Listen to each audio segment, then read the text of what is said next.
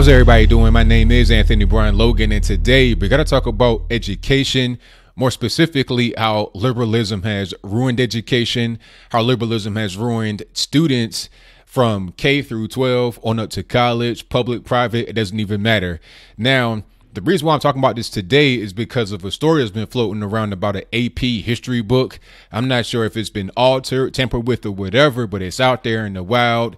And I'll post some screenshots on the screen before you of the particular textbook. Some very interesting passages talking about Donald Trump, talking about racism, talking about white supremacy, all this, that, and the third. But before I get into the topic any deeper, what I'm going to do right now is go ahead and roll this clip from RT. Very good interview I did with them. It was actually much longer than this, but had to cut it down for time's sake. After we get done watching that clip, I'll talk about that clip in a little bit more detail, and also liberalism in general and how it's affected education in a negative way.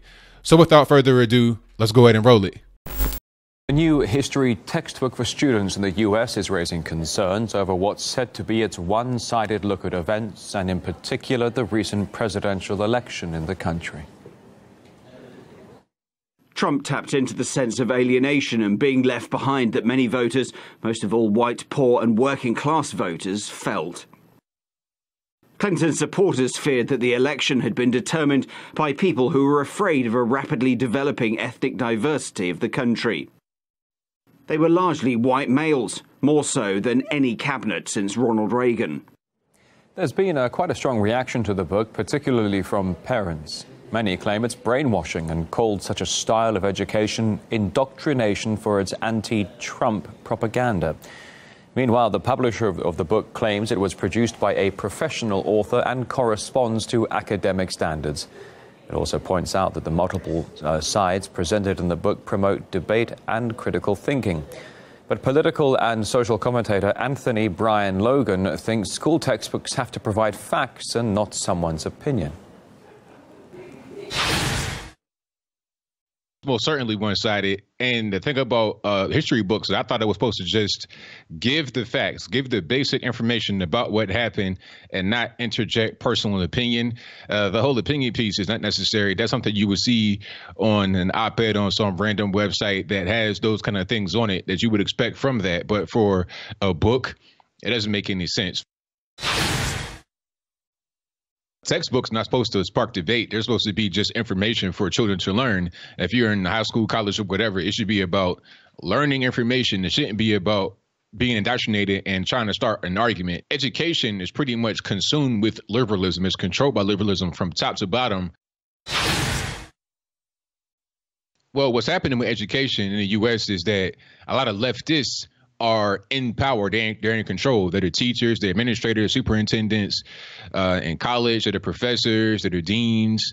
They control the whole thing. So there's no balance when you're talking about people that actually implement the education. Okay, so you heard that. You see what's going on. You see what's happening now. I think it's a pretty cut and dry case of what's going on here. Liberalism infecting all areas of education. I'm not really a person that is surprised about teachers being overwhelmingly liberal. It's seen as an easy job, as a comfy job from the outside. I'm not saying it is, but that's what people look at it as. Both of my grandparents on my father's side were teachers, so I know a little bit about this profession. And I know people in general who have gone through the system, like myself. I've been in many different schools, college. I know the whole shebang. I know how it is. And it's really a shame to see what's going on nowadays with the young kids, even some of the young teachers. You got 22-year-old teachers spewing liberalism. In the case of the book, this was written by, I forget his name, but I will put that in the box below, maybe even on the screen before you. But this man is a fully grown adult. He appears to be in his 60s, if not at the bare minimum 50. So he should really be beyond all of that. But at the same time, he's probably like an administrator or the kind of person that would be an administrator that is allowing these kind of things to happen, to talk about things that happen in America in a very biased way. Like I said in the RT clip, it shouldn't be about one side versus the other. It shouldn't be books written in school that are in favor of one party, whether it be the right, whether it be the left. it shouldn't have any kind of political influence at all. It should be about presenting the facts, and that's it. Not about public opinion or what polls say and stuff like that. Just say, okay, this race happened. You could talk about how it was very contentious in the media and how there was division. You could talk about that, but don't say that, oh, well, the reason why Trump got elected was because of poor white voters. I mean, that's unnecessary to do. All you got to do is just report the facts about what happened, and that's it. Report who got elected, and that's it. And if you're going to talk about elections in a very specific way, why not talk about all elections? This is AP U.S. history, not AP U.S. history from 2016. Okay. So if you're going to talk about elections and all the intricacies of it, then you got to go talk about all of them. If you're not, then I have to conclude that you're being biased, and there's no room for bias when you're talking about education. I'm not a person that is against bias in certain situations. You may say that I'm biased towards the right, and that's okay. That's fine. I consider myself to be more of a centrist, but if you say I'm biased towards the right, that's fine. This is a channel where I give my opinion. I say, in my humble opinion, a lot. But when you're talking about a textbook that is given to children or young adults, whatever the case may be, the leeway for having a personal opinion kind of goes out the window. It's not about personal opinion in a piece of nonfiction. Now, if you're just writing a fiction book, if you're writing some fan fiction, whatever the case may be, if you're writing something for your own reading purposes or to hand to friends and family, then that's fine. But if you're writing history books, then you can't be just changing history based upon your personal opinion, because a student reading this book will think whatever's in that book is true. You take the book home to do homework from, you study from it.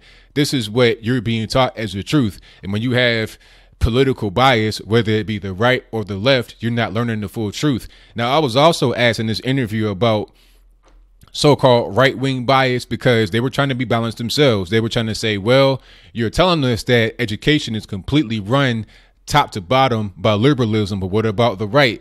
Do they have any kind of influence in education?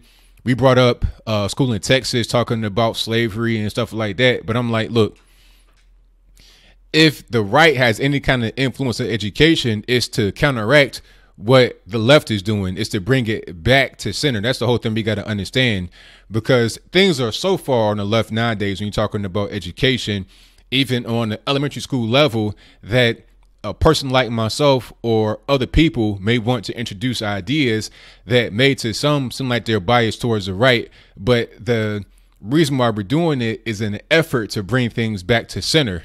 Okay, it's not about trying to whip it from one side to the total opposite. It's about trying to get it back balanced again. When you got enough, but you got 1,000 bricks on one side, which is the left, and you got one brick on the right, you're creating an imbalance. And the reality is, like I said before, it shouldn't even be about political influence at all. It should all be about laying out the facts as they are, and that's it, and letting the student decide. It was brought up that the right or certain people are trying to bring up how socialism is bad, about how free market is the way to go, but isn't that a fact? Isn't that a verifiable fact? And we don't have to explicitly say that socialism is bad, nor must we say that the free market is good.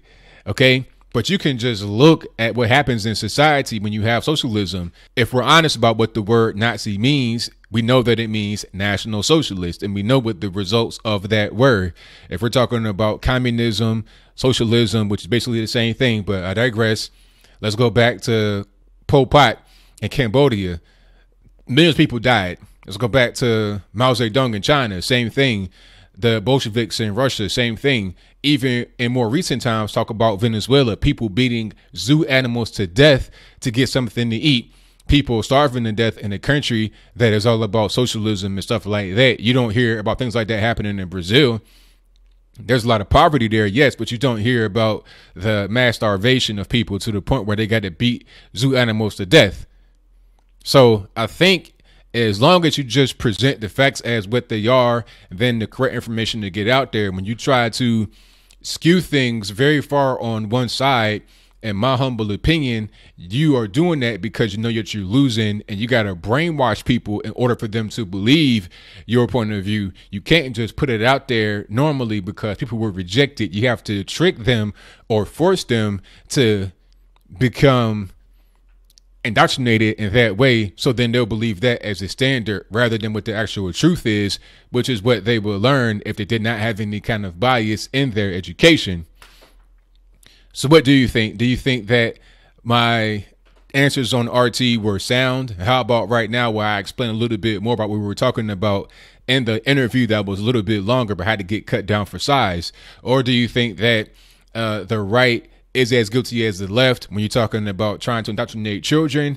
If that's your case, please explain to me why. I've not seen any left-wing speaker get prevented from speaking out of school, but every time you have somebody that's on the right, far right, whatever, they get shut down. And not even necessarily far right people. You're talking about people like Betsy DeVos, who was prevented from being able to go into a school by 2 teachers. Okay, people like Ben Carson, who is like a moderate guy who gets just totally abusing the media. They call him an idiot. They call him a buffoon. Really some racist stuff to say to a person who was a neurosurgeon. But I digress. You don't see that kind of behavior exhibited towards those that's on the left.